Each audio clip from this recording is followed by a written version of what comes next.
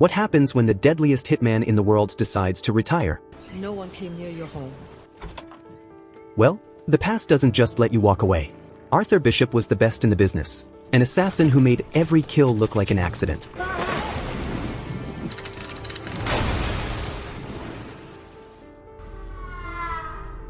But when betrayal turns personal and the people he cares about become targets, Arthur is forced back into the shadows. Now, he must outsmart powerful enemies, complete impossible kills, and survive a world where trust is a death sentence. But this time, he's not just following orders, he's settling the score. This is the recap of the Mechanic movie sequel, The Mechanic and Mechanic Resurrection. Enjoy the story.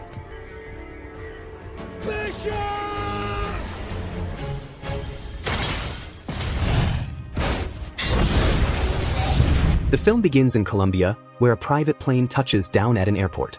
Moments later, Jorge, a powerful figure surrounded by his heavily armed entourage, is escorted by his convoy from the airport. On their way, they encounter an unexpected roadblock. However, Jorge's guards immediately resolve the issue and ensure their journey continues without further hindrance. When they arrive at Jorge's mansion, he immediately walks in and makes his way to an indoor pool where he dives in for a refreshing swim. Suddenly, his eyes catch the sight of one of his expensive watches resting at the bottom of the pool. Without hesitation, he dives down to retrieve it. However, a figure with a breathing mask lurks beneath the water. As soon as Jorge reaches for his watch, the figure strikes. He grips Jorge tightly, dragging him deeper into the water. The struggle is swift but deadly. Despite his attempts to break free, Jorge is ultimately overpowered as his body gradually goes limp, and the assassin, maintaining complete control, ensures he is completely out. Meanwhile, watching from above, one of Jorge's guards remains unsuspecting as he is deceived into believing his boss is still swimming, thanks to the assassin's calculated movements. Once the coast is clear, the hitman releases the lifeless body and emerges from the pool. That's when we see that it is none other than Arthur Bishop. Chaos erupts moments later when Jorge's men discover his body. Armed guards rush into the house, scouring every corner in search of the perpetrator. However, Arthur has already adapted to the situation, as he is now disguised as a chef and blends seamlessly among the mansion's staff. He quickly changes into a new set of clothes before making his way outside. While Jorge's men were still confused, Arthur seized his opportunity. He quickly goes to a nearby bridge where he leaps into the water below and swims towards a boat that awaits his escape. The next morning in New Orleans, Arthur arrives at a dock after an extensive drive. He steps onto the pier, exchanging a bottle of wine with the dockman, Henry, before boarding his boat. That night, he sails towards his secluded hideout. Inside, he reveals a hidden compartment filled with photographs and documents, each belonging to a target. His methodical approach is revealed, as every assassination is meticulously designed to appear accidental or orchestrated by someone else. Later on, Arthur returns to town, meeting Henry once again. This time, he hands him some cash which is compensation for his assistance. With his affairs in order, Arthur drives off to meet Harry McKenna, a seasoned criminal figure accompanied by 2 guards. The meeting confirms the completion of Jorge's assassination, with Harry commending Arthur on his professionalism. However, he jests that Arthur could benefit from companionship beyond his deadly assignments. With the payment secured, Arthur leaves and heads back home. The next morning, Arthur begins preparing for his next target. However, his assignment takes a bad turn when he's instructed to eliminate his close friend Harry. Conflicted, Arthur decides to meet with his employers to discuss the situation. He is eventually flown out to a neutral location, where he meets Dean, the head of the organization. During their walk, Dean explains that a high-profile hit in Africa had gone wrong. The operation had taken 6 months to plan. Unfortunately, the entire team was killed due to a leak. Dean says only 2 people had access to the job's details, Harry and himself. To make matters worse, Harry had transferred $20 million to an offshore account, leading Dean to believe that Harry betrayed them. Dean eventually gives Arthur 48 hours to kill Harry or they will find someone else to handle the job. The next day, as Harry heads to his office with his guards, Arthur conducts his own investigation and eventually realizes that Dean's story checks out. Harry had indeed betrayed the organization. Torn between loyalty and duty, Arthur calls Harry and warns him that they are coming for him. He advises Harry that in order to escape, he needs to cut the building's power and make his way to the elevator lobby. With precise timing, Arthur directs Harry through the building over the phone, leading him to the basement. When he arrives, Harry eventually discovers his van is damaged and beyond use. Soon, Arthur steps out of the shadows and after seeing him, Harry admits that he knows Arthur is there to kill him because of the failed African mission. Rather than trying to escape, Harry assists Arthur in staging the killing as a carjacking gone wrong. Harry pulls out his gun and shoots at his own vehicle to help create the illusion. When Arthur asks why Harry didn't run or defend himself, Harry responds that he'd rather die at Arthur's hand than someone else's. With a heavy heart, Arthur shoots his friend, feeling the weight of the betrayal heavy on him. At Harry's funeral, Arthur meets Harry's son, Steve. After offering his condolences, Arthur prepares to leave. However, Steve asks him for a ride. During their drive, Arthur tries to reassure Steve that Harry did care about him, even if they weren't close.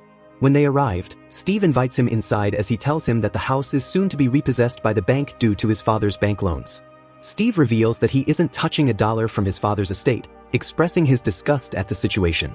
As Arthur turns to leave, Steve asks a haunting question: what kind of person kills someone in a wheelchair? Gutted by the question, Arthur walks away in silence. Later, Steve is seen mourning and depressed as he destroys parts of the house in frustration. Later that night, Steve sat in a car which was parked in a dangerous part of town.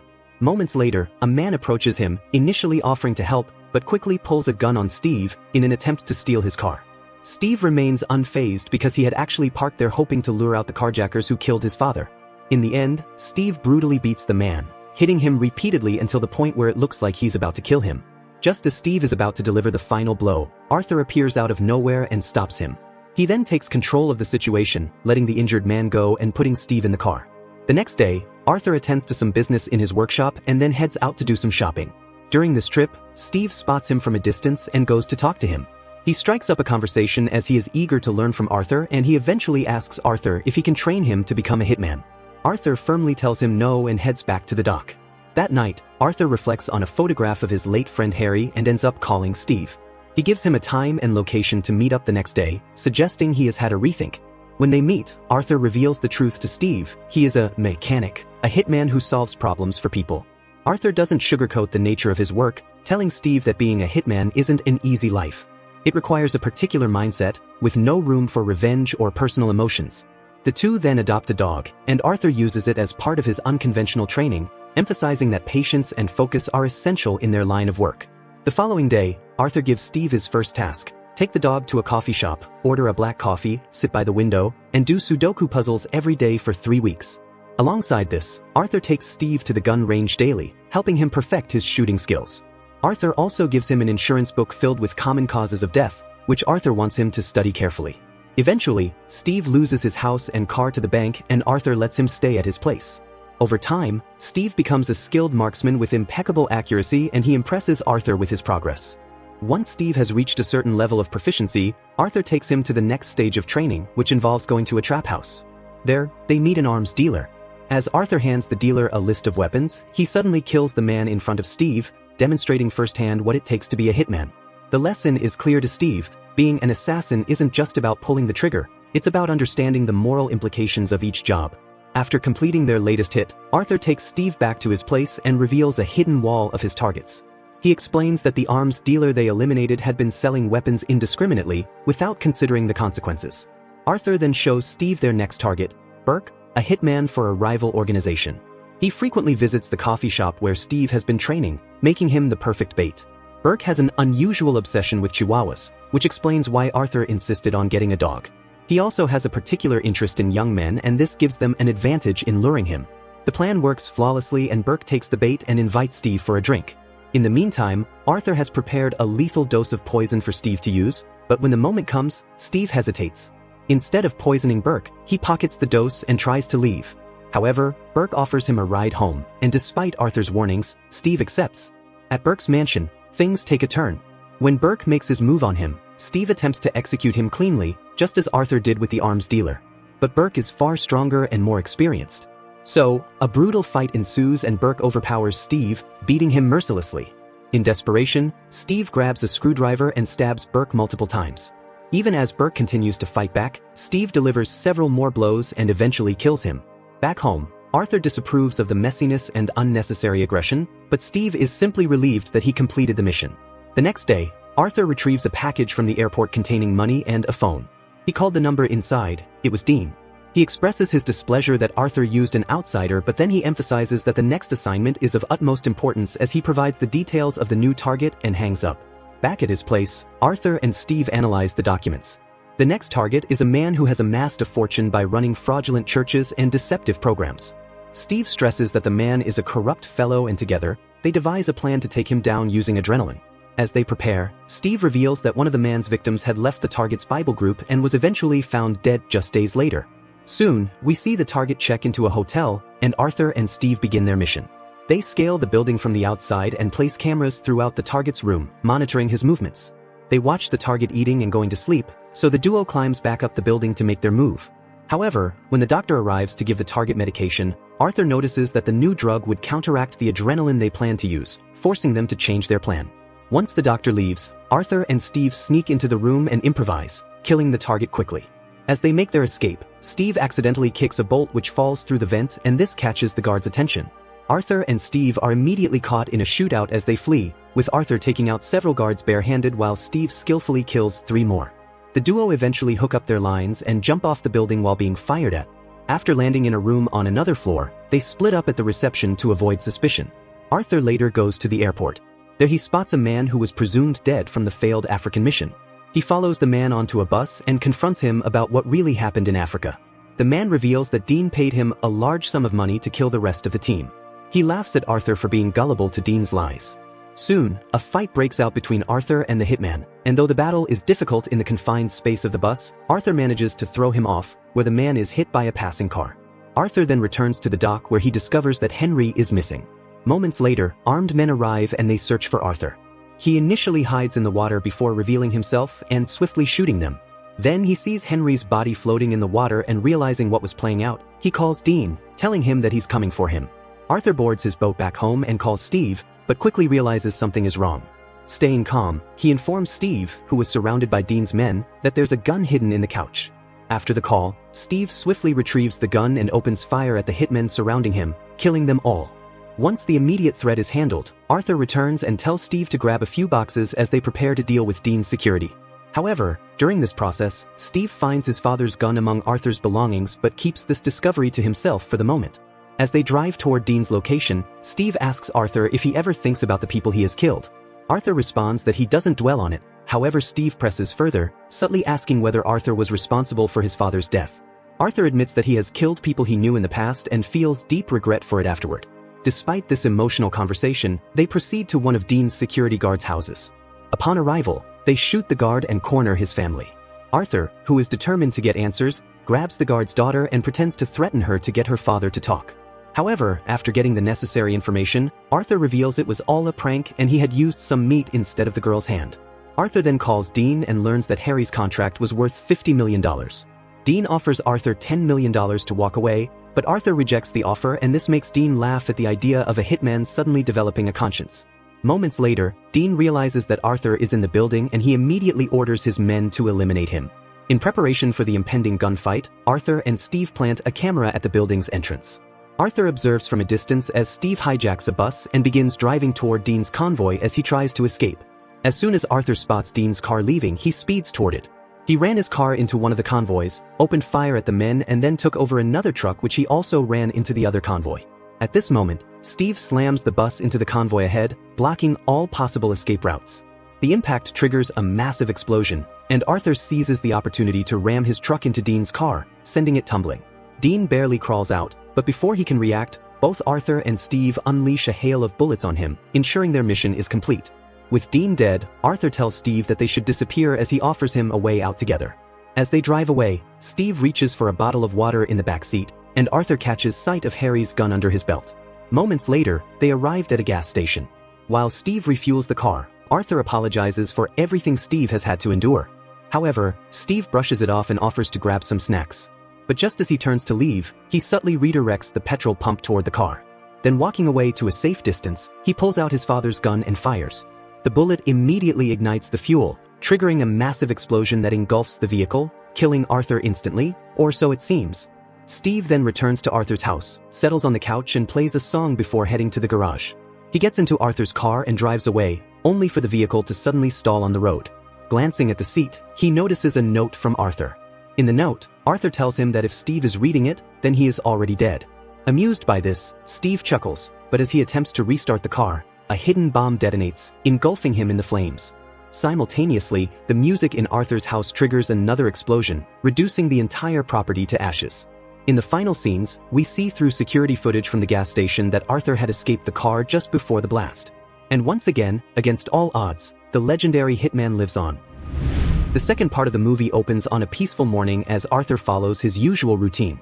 He plays music, makes coffee, and reads the newspaper before stepping off his boat. With a security device activated as a precaution, he rides his bike through the streets, heading to his favorite restaurant. When he arrives, the staff escorts him to his regular table, but his quiet morning is soon disrupted by an unexpected visitor.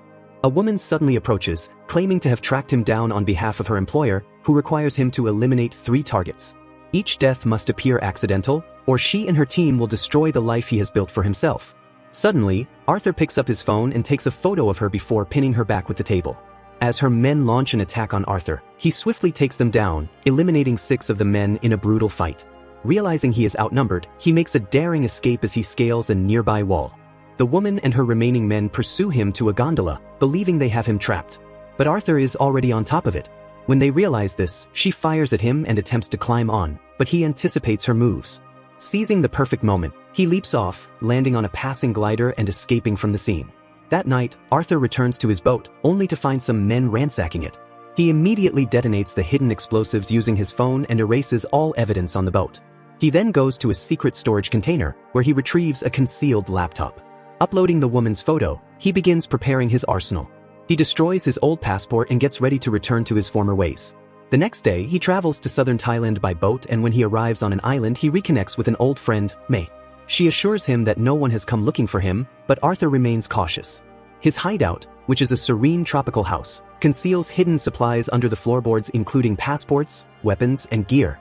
Determined to uncover the truth, he pays $10,000 for information about the woman at the restaurant. He eventually discovers that she is linked to a man named Raya Crane. The next morning, a woman named Gina visits May's shop and asks her for a first aid kit.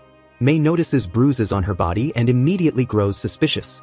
Later that evening, she sees Gina being abused by a man on a boat. Alarmed, she goes to Arthur and asks him to intervene. Though he was reluctant, Arthur eventually agrees after May reminds him of how he once helped her. So, Arthur silently approaches Gina's boat, turns off the engine of his own boat to avoid detection, and then, boarding the vessel, he tells the man to stop the abuse. When the assailant refuses, Arthur is forced to act. In the ensuing struggle, he accidentally kills the man after he falls down. Realizing this, Arthur hands Gina over to May and proceeds to investigate the boat further. Inside the deck, to his shock, he discovers a pistol and a photo of himself. Realizing the implications, he takes the boat out to sea, douses it in petrol, and sets it ablaze with a flare, ensuring all other evidence is destroyed. Upon returning, he demands answers from Gina.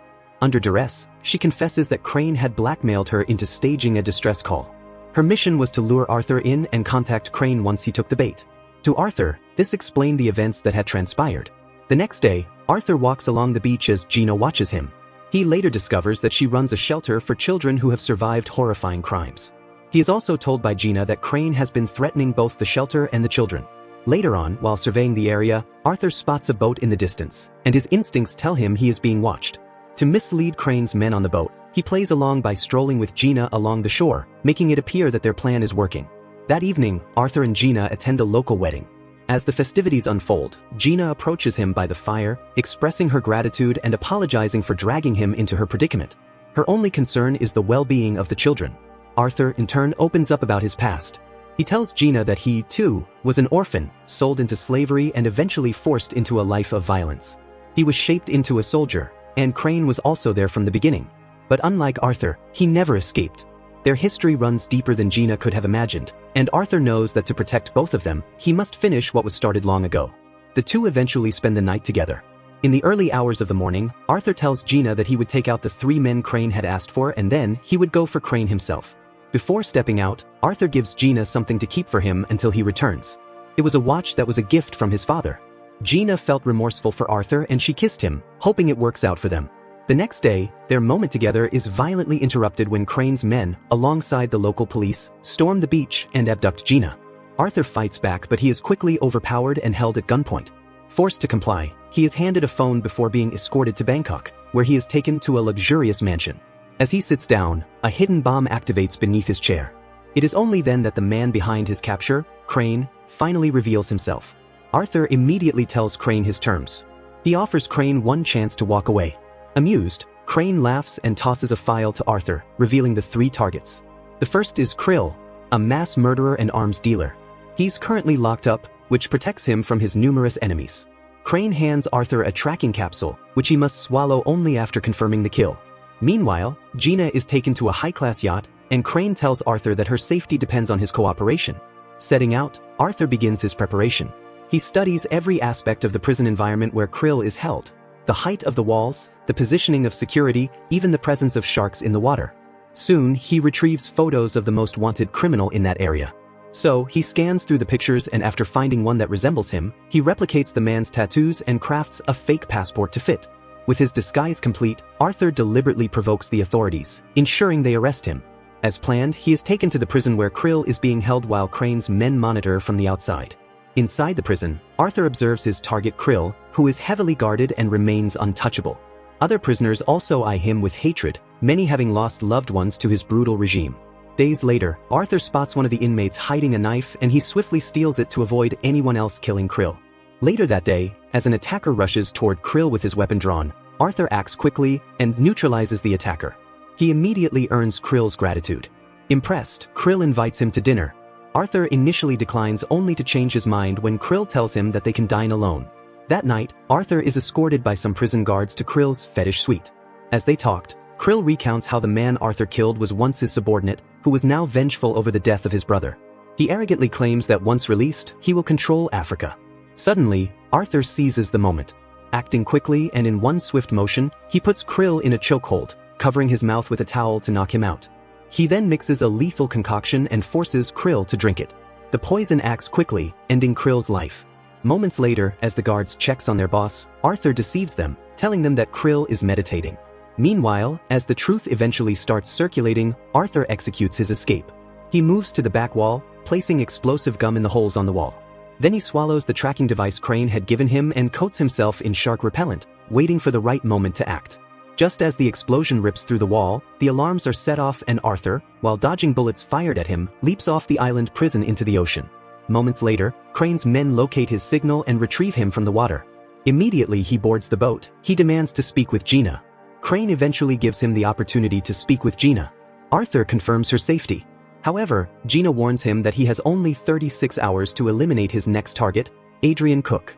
Meanwhile, as Crane looks at Gina's wrist, he notices a watch on her wrist, the same one that belonged to Arthur's father. Arthur had never taken the watch off for anything before. So, Crane realized that he might have just found Arthur's weakness. Back to the mission, Arthur realizes that his next target is no ordinary man. Adrian Cook, who is a mining billionaire, lives on a 58-story skyscraper, secured by bomb-proof walls, retina scanners, and an army of guards. His penthouse is a fortress, making infiltration nearly impossible. But Arthur has a plan. First, he scouts the building and finds a lower-level apartment for sale. Posing as a buyer, he distracts the realtor just long enough to snap a picture of the key. Then, with blueprints in hand, he carefully studies the structure. He even constructs a small explosive and cleverly conceals it inside a screw, an explosion just enough to shatter reinforced glass. On the day of the mission, Arthur disguised as a maintenance worker and enters the floor below Cook's suite. He removes a window and begins his dangerous climb up the skyscraper. Reaching the pool level, he uses a powerful suction device to suspend himself 58 stories above the ground and then move along the glass where he secures the explosive screw exactly where he had planned. At that moment, Cook dives into the pool, unaware of the danger lurking. Arthur detonates the bomb and drops to safety just as the pool's glass shatters. The water floods out, dragging Cook to his death. Moments later, Arthur vanishes as news of Cook's sudden death spreads quickly. Crane, hearing of it, is left in disbelief. Arthur had done the impossible yet again. Meanwhile, Crane's men prepare a video call with Arthur for Gina. But she subtly adjusts the camera angle, making it catch the view of a boat in the background. Arthur catches the clue instantly. However, the henchmen soon realize the mistake and cut off the video. Meanwhile, Arthur is already in action. He contacts the harbor master's office to make inquiries about the ship's coordinates and immediately boards a helicopter. But when he arrives at the location, the vessel is missing. He tells the pilot to fly a little more offshore as he scans the ocean for any signs. Soon, he spots the boat and Arthur leaps from the chopper into the water. Emerging undetected, he infiltrates the ship, moving like a ghost in the night. One by one, he eliminates the guards, taking down another trio with his silenced pistol. As he advances toward Gina's location, he engages in another brutal firefight with Crane's men. He utilizes his surroundings efficiently to execute his plans, but just as he's closing in, the men regroup and pin him down in a crossfire. Out of bullets, he had to rely on sheer combat skill as he executed devastating moves to neutralize his attackers. Despite his agility, he is eventually subdued and taken to Crane, who issues an ultimatum for Arthur to eliminate the third target. But instead of responding, Arthur seizes an opportunity and unleashes another attack on Crane's men. He then makes a calculated escape and dives into the water. He was already prepared as he retrieved a hidden breathing mask and vanished once more. Days later in Bulgaria, Arthur sets his sights on his final target, Max Adams, who is an arms dealer with an impenetrable fortress. Max's compound is fortified with advanced security and even military-grade submarines. Through careful investigation, Arthur eventually uncovers Crane's true endgame, which was seizing control of the global weapons market by eliminating his competition. So, without hesitation, Arthur initiates his plan. He heads to a hospital rooftop just across Max's building.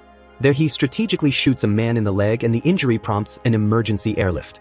As the helicopter leaves the hospital, Arthur discreetly hides in the helicopter and escapes with the emergency team. Upon landing at Max's compound, he quickly exits the chopper, then he disables the security cameras and systematically dismantles the guards. Finally, he infiltrates the control room and neutralizes the personnel there before locating an elevator leading to the panic room. Arthur, who was anticipating Max's escape, sabotages the elevator. However, Max manages to enter his panic room. What he doesn't realize is that Arthur is already waiting inside. Max, who is fully aware of Crane's treachery, listens as Arthur presents an alternative, a survival plan. Seeing the logic in the plan, Max agrees. Together, they stage Max's death, making it convincing enough for Crane to believe the mission is complete. Arthur then provides Max with a breathing apparatus and orchestrates the elaborate plot. The news outlets soon confirm Max's death, and Crane immediately orders his men to move in and seize Max's submarines. Arthur seizes this opportunity as he returns to the compound and set up a series of lethal traps in preparation for Crane's men. As the heavily armed troops arrive, they quickly spread out and secure the area. Crane watches from a distance and anticipates Arthur's next move. Suddenly, Arthur springs into action, triggering a series of traps that eliminate several of Crane's mercenaries. Utilizing an array of weapons, grenades, rifles, and whatever he can find, Arthur systematically takes down his enemies. In one of his attempts, Arthur throws a grenade directly at the leader of the troops and successfully reduces him to rubble. Crane, who was watching the carnage from afar, was not pleased with how things were turning out, and he eventually goes to get Gina. Meanwhile, Arthur wastes no time and swiftly escapes using an underwater device and heads toward Crane's location. However, Crane has anticipated this and he uses Gina as bait. He closely monitors the security cameras, determined to track Arthur's movements. But Arthur is always one step ahead. Swiftly emerging from the water, he abandons his old principle of avoiding revenge. With calculated precision, he disables a security camera, leaving Crane vulnerable. Then with high efficiency, Arthur advances toward Gina, eliminating every obstacle in his path. Gina attempts to escape but is shot in the stomach by one of the men, and Crane takes her hostage. As Arthur engages in another firefight, he strategically uses an enemy as a shield before neutralizing all remaining threats. When he realizes that he is losing control, Crane initiates the boat's self-destruct sequence. With the countdown on, Arthur is now in a race against time as he navigates through the chaos. He finally locates Gina in the control room, just as he spots the bomb. Wasting no time, he places her inside an escape pod and immediately ejects it. Meanwhile, Crane, who has refused to let Arthur go, engages him in a gunfight. Chaos erupts between them, but when they run out of ammunition, they're forced into brutal hand-to-hand combat. Arthur's superior skills quickly give him the upper hand. As they fight, Crane blames everything on their shared past and the betrayals that led them here. The fight intensifies, and Arthur eventually takes a heavy blow. Crane then picks up a metal chain and swings it wildly, but Arthur counters and overpowers him once more. With just seconds left before detonation of the bomb, Arthur uses the chain to tie Crane to the ship, ensuring he can't escape. Then Arthur makes his final getaway just as Crane screams his name and the vessel erupts into a massive explosion. From the distance, Gina watches in horror as the wreckage burns. Moments later, a rescue boat arrives, and the authorities confirm that there were no survivors. After seeing how it all played out, Max remarks that even legends must fall. Some time later, Gina returns to Cambodia, resuming her work at the Children's Center. In a letter, she expresses gratitude to May, though she silently mourns Arthur's death. But then, she stops in her tracks. Standing before her is Arthur, who is very much alive. Their eyes meet, and the two exchange a knowing smile. At the end of the movie, Max reviews security footage from the wreckage. That's when he sees it that Arthur had used a hidden compartment on the ship to escape the explosion. Amused by his brilliance, Max chuckles and declares, "The legend lives on." And there you have it, the full story of the sequel movie, The Mechanic and the Mechanic Resurrection by Jason Statham.